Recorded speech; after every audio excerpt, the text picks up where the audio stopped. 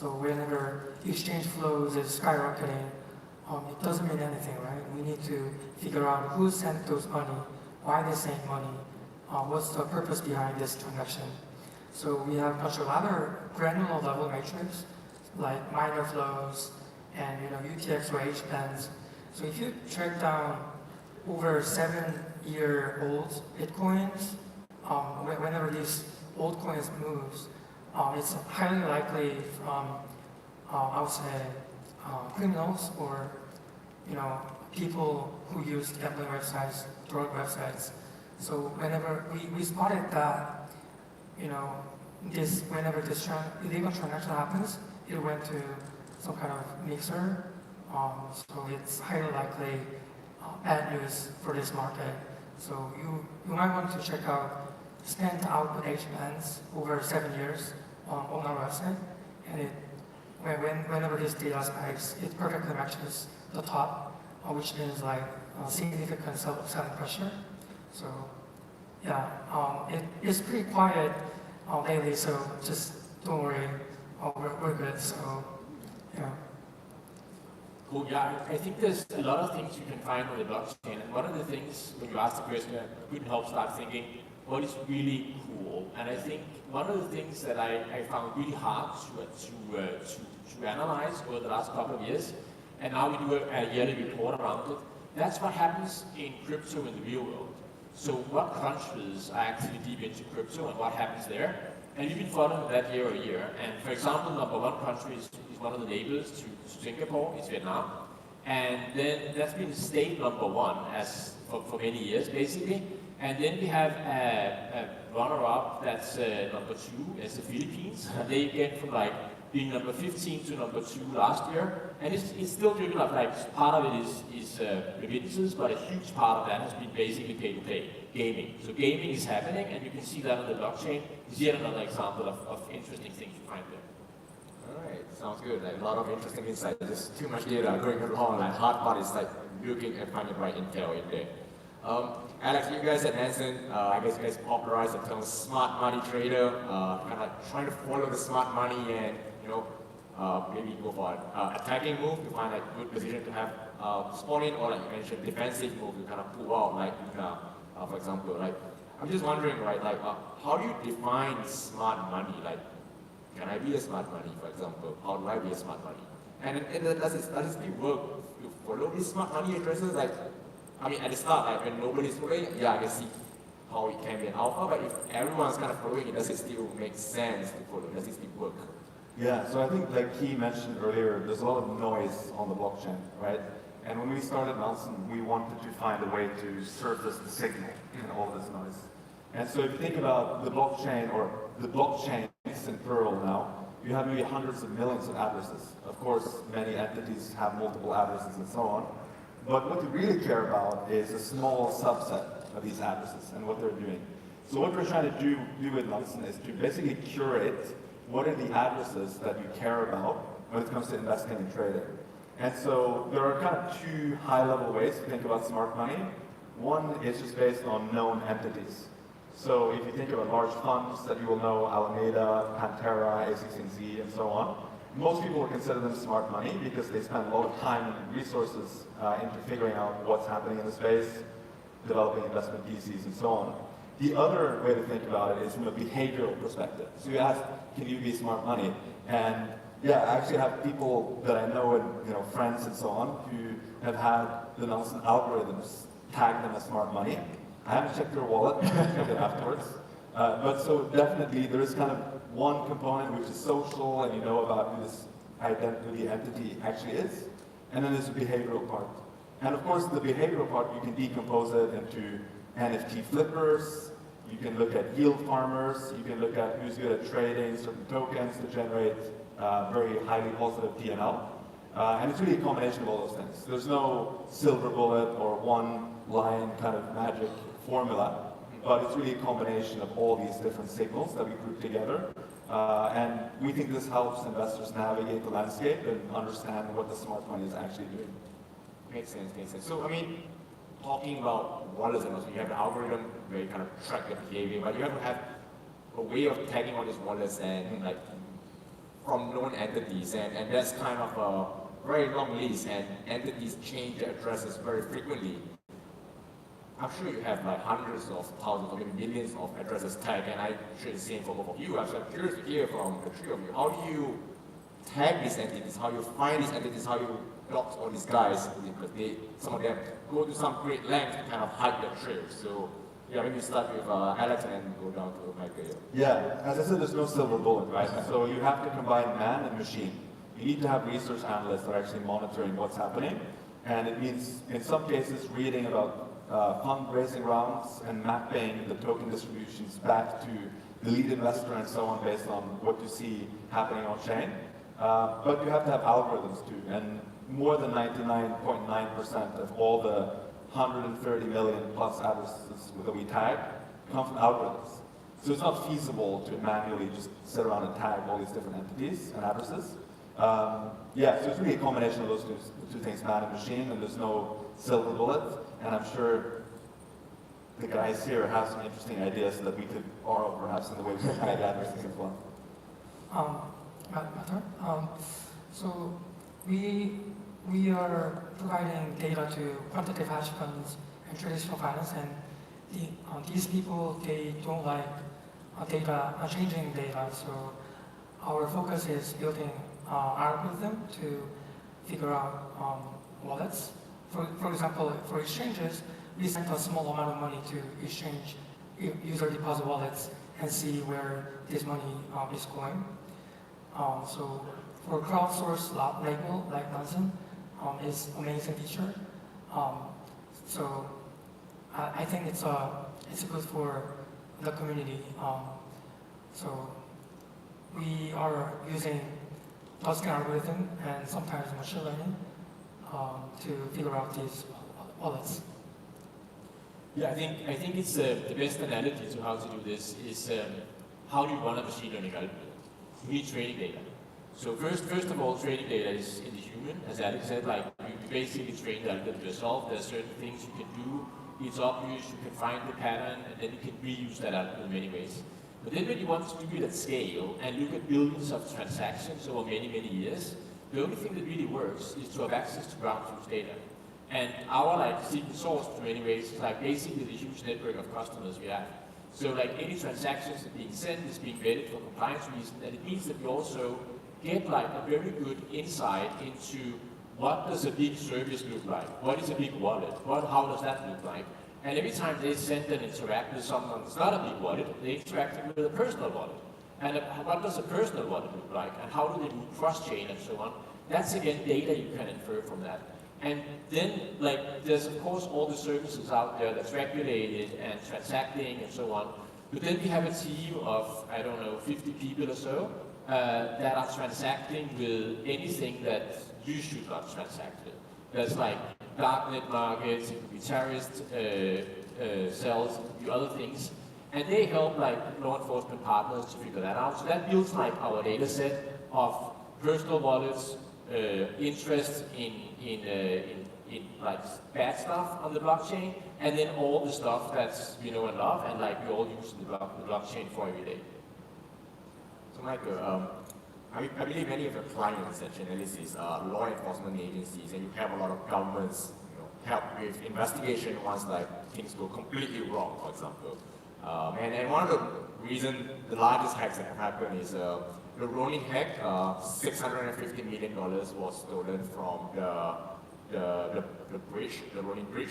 So I'm curious to hear, can you share any insights on these incidents and how much of the money that has been recovered so far, how much have you guys helped? I'm just curious to hear any updates from this Ronin hack. Yeah, it's a great question. It's if you look at the Ronin hack, so basically it's a bridge, you have this hot wallet sitting in an infrastructure that's supposed to be safe, as everything is. It wasn't. It got hacked by the Lazarus group from North Korea. And what happened after that is different schemes to launder the funds. And how do you launder funds? Well, the first thing you can do is being fast. If you move the funds out and you move to an exchange and they're out and you have accounts that's been set up over many years and just waiting to be used for this purpose, then suddenly you have the funds out. That works. Then the next piece of this is some point people will figure that out and they're alerted. So now you move the funds through a mixer. this example, Tornado Cash was like the main mixer being used here. And then that sets everyone that traces the funds back in time, and then you have another advantage. So what you need to do to be, first of all, figure out who did it, and secondly, being able to seize the funds, which is really what you want to do, is number one, you need to have the data to identify the funds, have the capabilities to trace to a mixer like Tornado Cash, which is like something we can do relatively trivially. And then the next part of it is doing it fast, really fast, because if you can do it fast, then you can actually get ahead of it and say, hey, exchange A, B, or C, these funds are actually someone else's money, and you should seize them, and then law enforcement can collaborate on that. And today, 10% of the funds have been recouped that way because of collaboration between the industry, between law enforcement, and Chainalysis investigating the case. So you spoke about Tornado Cash. Recently, the U.S. government kind of put it down, taken it down. But it's kind of a whack-and-roll game, right? Tornado Cash goes down. It's a matter of time before the next one comes up. What do you think of the Tornado Cash sanction? Is that a right thing to do? Should government sanction smart contracts in the first place? And has anything changed on-chain since the Tornado Cash ban happened, the sanction happened? Yeah, it's a good question, right? And again, I would say sanctions is like, it's a big net. You throw it there, and it has, of course, an effect. And to start with the last question, yes, stuff has changed. There's hardly any funds moving through Tornado Cash anymore. Another thing that's changed is there's copies of Tornado Cash out there. So you cut the head of a dragon, and you get 3 new ones. So was that really what you wanted to accomplish? That's the question. Maybe it has a little bit of help, but we all know that this was actually a method of laundering funds that was like getting better and better understood, and the tools to solve it was getting better and better. So it probably have meant the ability to seize more funds by not doing it. But again, you want to show action. And it did work, like Tornado Cash stop acting. And then to the first question you had was like, what do you think about, what is Tornado Cash about? Can government do this? And there's many like viewpoints on this. I would say the normal thing you would say, like, this is a service for privacy. But is it really? Because what is privacy actually? And the way I usually divide what privacy is that privacy is that your neighbor doesn't know what you're doing. And anonymity is that no one knows what you're doing. And we've used over hundreds of years banks, for example, and other institutions as our providers of privacy. So our neighbor didn't know what my salary is, but government could figure it out if they need to, or if the bank told them that something is going on. So they kind of solved that. And Tornado Cash only solved one part of that equation. They solved like no one figures it out anymore. And that was one of the weak points in a mixer or in that service. So I would say, is it right or wrong? I don't know. And you want to add anything on Tornado Cash? I mean, I think it's important to think about the ethical part of that, which is a subjective statement. I mean, you have to look at the facts, right? Yeah. And it's true, like Michael said, I mean, there's less usage of Tornado Cash now. In fact, Tornado Cash was also used, I think, less than people realize. If you look at the total number of addresses that have used Tornado Cash, I think we're talking less than 25,000 addresses in total, right? So I think that's an important point.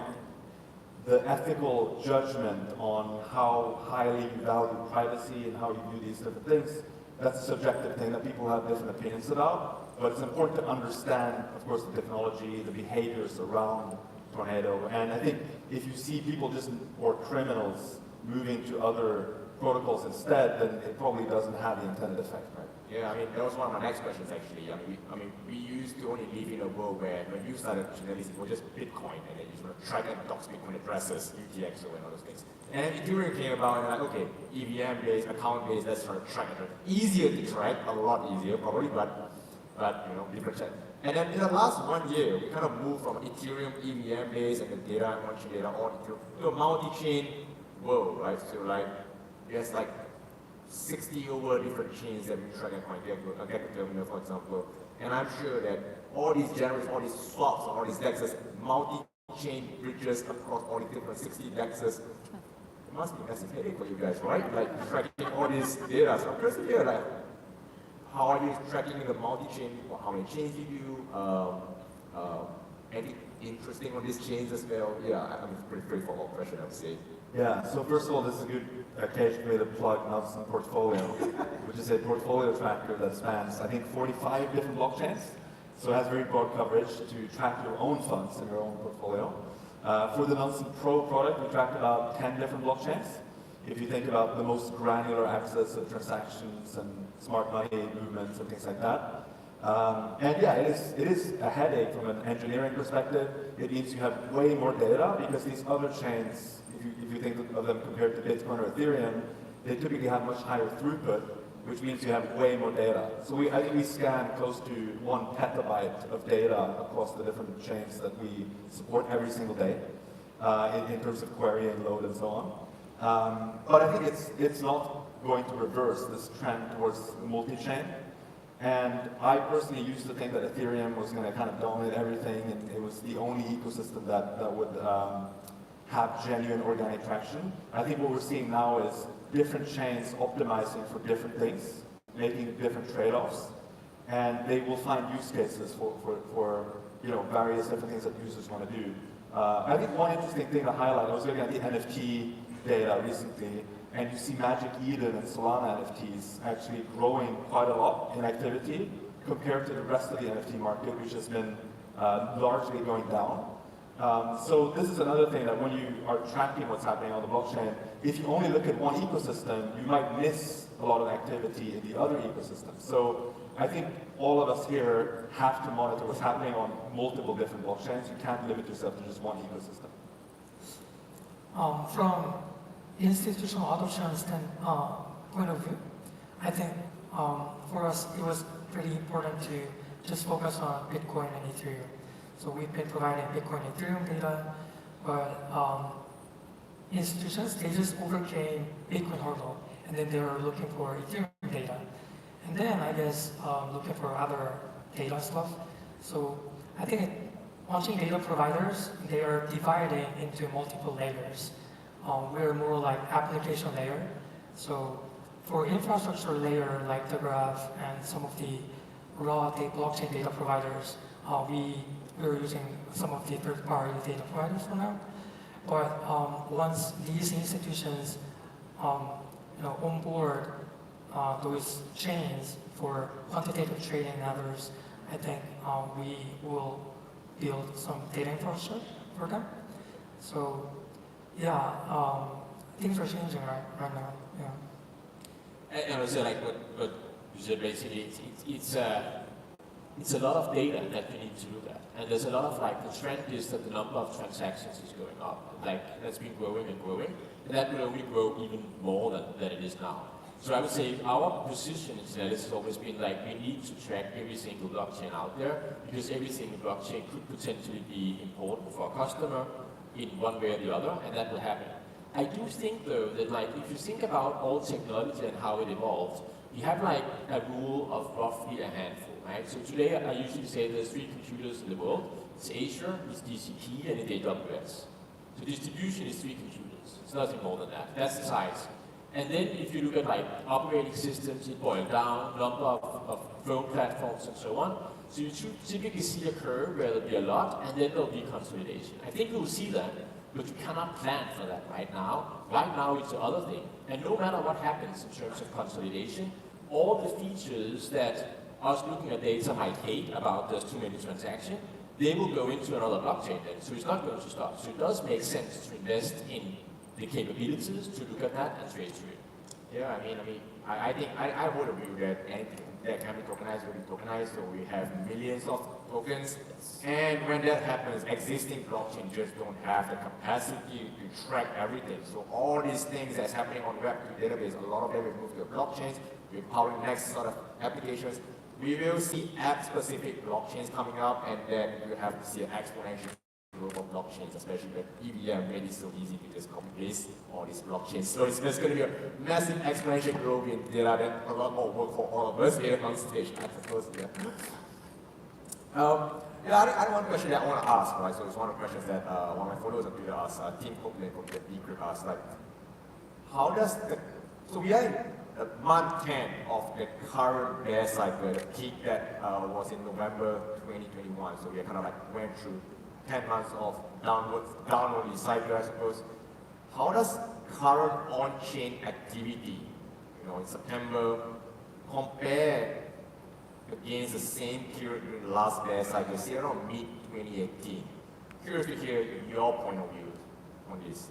Michael? Yeah, I totally have the first one. So I think that, first of all, one thing that's a huge difference is there's way more addresses and transactions out there now than there were before, and way more use cases than there were before. So going back to 2018, that was like small compared to now, far less. This data, it was basically just like Ethereum and Bitcoin, that was it. And now it's so much more, and there's so many more users that's involved in this. Another thing that's important is that I would say transaction volume has not really declined a lot. The value that's transacted, yeah, that's down because that's like part of a bear market, right? But the number of transactions, that's roughly the same. So I don't really see a bear market. At least non-bear market. Yeah. Just to chime in on that, so if you compare to 2018, one major difference, there are many different things to point out here, but we have stable coins now, like more than $100 billion of stable coins, and just the injection of US dollars into the crypto economy is very significant. And so if you think about ICOs that raised money in 2017, 18, most of them raised money in ETH that they had to sell off, the next 12, 18, 24 months. Now most of the raised capital is actually in US dollars. And as you know, looking at fiat currencies around the world, the US dollar is doing pretty well, right?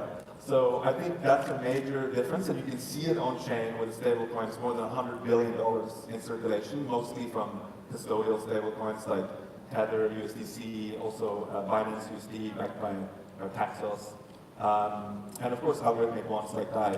That's a huge difference. The other thing is, as Michael was saying, the transaction activity is there because you have use cases now. We didn't have that in 2018. You have NFTs, right? And transaction activity for NFTs is still very high, but it's spread across more marketplaces and more chains than it was 1 year ago. I think DeFi is really the area where you see less activity now. There's been a lot of these kind of liquidity games and incentives that, of course, 2 years ago led to DeFi summer.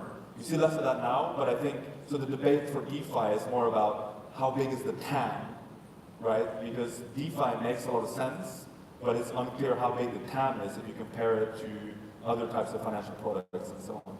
Yeah, I mean, if you just take a look around this conference, like compare this against the previous conferences that we were around in 2018, like, I mean, this is a massive conference. We are month 10 of a bear market. There's 7,000 of you guys here attending, paying $500, $1,000 per ticket. So kudos on you guys. What bear market, right? Yeah. And also, I think it's worth mentioning, like, there's a lot more things to do on in crypto these days.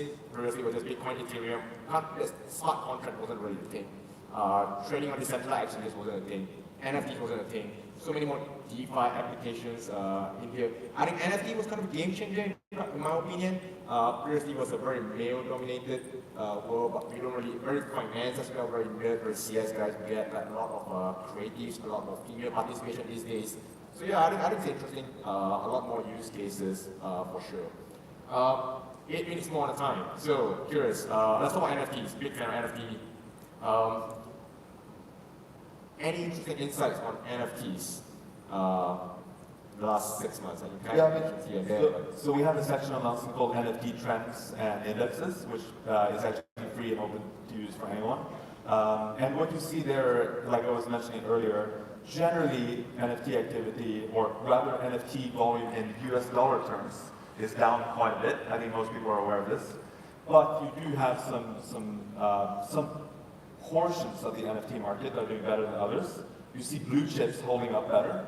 You see art NFTs holding up better, whereas things like gaming NFTs are generally down pretty bad, probably because there was a lot of hype and speculation surrounding it, and there were, frankly, quite a lot of supply, like a lot of different projects. And the thing people realize is that it's very hard to build games. And so it takes a long time to actually produce what they are promising in their pitch decks and so on. So generally you see more of it downtrend on the game NFTs. I mentioned earlier that you do see activity on Solana going up quite a bit. It used to be only Ethereum and OpenSea. Now it's a bit more diverse, which I think generally is healthy for the space. But so it's a bit of a mixed picture. I don't think the headline of NFTs are dead or anything like that is very accurate. You have to look at the actual sub-sectors within the NFT space. And I think it's interesting, like, at the moment, almost everything is correlated with Bitcoin, like Ethereum is correlated with Bitcoin. I think when blockchains start decoupling from each other, that's when we start seeing more interesting things. So like, we're starting to see early signs of Solana's activity decoupling from Ethereum. Looking forward to seeing what the Aptos and Sui guys are doing. There will be a really interesting new L1 coming up. Will they be the Solana killers, for example, and then decouple from the activity there? Will there be a new use case that is kind of very specific to this chains, and that we start seeing a lot of different things? So I think all these things are very interesting, and will be very interesting to monitor what's happening on all these chains. So I guess for three of you, right, I'm really curious to hear, there's so much data. What are the three top metrics that you kind of enjoy tracking, maybe on a day-to-day or a week-to-week basis? Like, what are three things? There's so much data to look at. So, Mike, I think this is again, there are many things you can look at the blockchain, and many pieces of data there. I think one of my, and this is kind of the trend in the blockchain that's been concerning for many years, like, there's a criminal activity going on in the blockchain, what's going on there? And for us, like, one of the metrics that we track year on year, and it's being quoted like basically by any news outlet you can find, is like, what is the percentage of criminal activity going on this year? What was it last year? How is it declining? What is happening, and so on? And take, for example, last year, everything grew in the crypto space. All the usage was growing 5x, and illegal activity was doubling. So it was growing, but not to the same amount. And now we are talking basis points in terms of like counting criminal activities. It's just one of these things where anyone who sits in a bank in the room, anyone who sits in a regulator or anything, it's actually not that bad. It's getting far better, and that's been my number one metric to track. The other one is deals. I said that before. Like, I think understanding what's going on in the world of crypto and really getting an insight is where things are moving is another important piece. And then the last one, that's getting into like the core of more like the nitty-gritty details of what's actually going on, what are the trends, is a bear market coming, is it not, should we be concerned? And that's typically what happens to exchanges and indexes. What are the whales doing, what are the retail doing, what are the trends? And that's kind of, you could call it exchange inflows and outflows, but it's like, that's another thing that we always track, and we gotta be like, what is going on right now? Is it just noise, or is it real? For me, Bitcoin, I'm more familiar with Bitcoin, so for Bitcoin, I think MPRV and spent output H-bands and UTX or realized cap H-bands. So these data is all comes from realized price, which is some kind of the entry price for blockchain wallets. So if you calculate when the transaction happens, you calculate the aggregated, the average price when those transactions happens. You will get some kind of entry price for all the blockchain wallets. So for Bitcoin, there's nothing much to do with Bitcoin. If you move Bitcoin, that's highly likely just selling activities. So whenever MBRB goes below 1, which means people are underwater, they're in loss. The market is, in the long term, is like highly likely we're at the bottom. And when this MBRB goes above 3.7, which means all the blockchain wallets PNL is 270%. We're like cyclic top. This is technical though. So for Ethereum and other chains, there are so many use cases. Just moving Ethereum is not selling Ethereum, right? So it's important to see granular level realized price and BRP. So just extracting all the transactions, going back and forth with centralized exchanges and transaction in decentralized exchanges, and calculate realized price. You will get realized price based on just selling activities. So we're building flexible analytics tools to calculate these type of metrics. So it's going to be launched at the end of this year. Yeah, I think the thing that makes blockchains very different from traditional finance is that you can actually go down to the most granular level and look at individual transactions. That's quite unique when you compare that to traditional finance. And so in traditional finance, you're forced to look at high-level metrics because it's the best you have. But with blockchains, you can go really deep. So I think I'm not a huge fan of the concept of metrics. I think most metrics are actually quite simple. And the example of smart money, I would use as kind of a suite of metrics or signals that you can think about. So what are the inflows that you see into and out of smart money wallets? That would be one thing I check every single day, effectively, if I look at which tokens they're buying, which ones they're selling. The metric is very simple. It's literally just inflow or outflow into those addresses. But that can often lead to a further investigation into which specific addresses are buying, right? Is this someone who has an activity or a history of holding these tokens, or are they more of a flipper, if you think about NFTs and so on? So the first family would be kind of smart money-related signals and metrics. And then the other thing, which he also mentioned briefly, is around centralized exchanges and liquidity. So looking at the flow of tokens into and out of exchanges. And that's, I think, relevant both for specific cryptocurrencies and tokens like ETH, but even stablecoins too, because you need to understand how much US dollars are basically flowing into exchanges. And at this point, of course, as you know, many people prefer using stablecoins than fiat. So I think looking at the flows of stablecoins into and out of exchanges is a very important one to monitor. All right. I think that's all the time that we have for today. So thank you very much, Alex, Key, and Michael for this panel. Yeah, Thanks for having us. Fantastic job, gentlemen. Wonderful.